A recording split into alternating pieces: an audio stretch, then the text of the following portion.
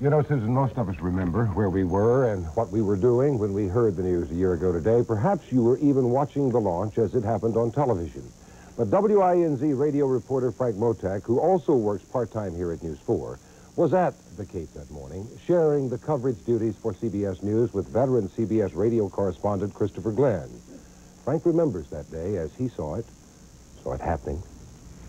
T-minus 30 seconds, and we've had a go for auto sequence. The flight of Challenger at the Kennedy Space Center in Florida. I'm Christopher Glenn, CBS News. Because it was the first teacher in space, and also was the 25th space shuttle mission, Christopher Glenn came down from New York to work with me. This has been some month for NASA, eh? It certainly has, Chris. 4, 3, 2, 1, and liftoff. Liftoff of the 25th space shuttle mission, and it has cleared the tower. We thought that the Challenger was on its way and everything looked well. It's looking good as it hurtles toward orbit, carrying Krista McAuliffe and 6 crewmates at the Kennedy Space Center in Florida. And he ended the broadcast, and I reached across the table and shook hands with him because all of the delays were finally over and looked fine. This radio net alert bulletin. Obviously a major malfunction.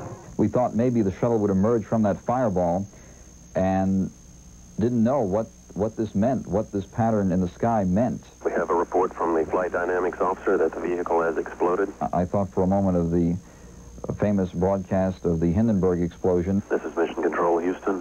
We are coordinating with recovery forces in the field. Of course, the great shock among everyone here, it just can't be measured.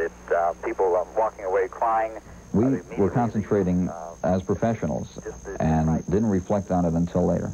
I turned on the television and I, for the first time, saw President Reagan's comments to the nation that evening, and it's what he said that crew of the Space Shuttle Challenger brought into clear focus the magnitude of what I had just experienced. We will never forget them, nor the last time we saw them this morning, as they prepared for their journey and waved goodbye, and slipped the surly bonds of Earth to touch the face of God.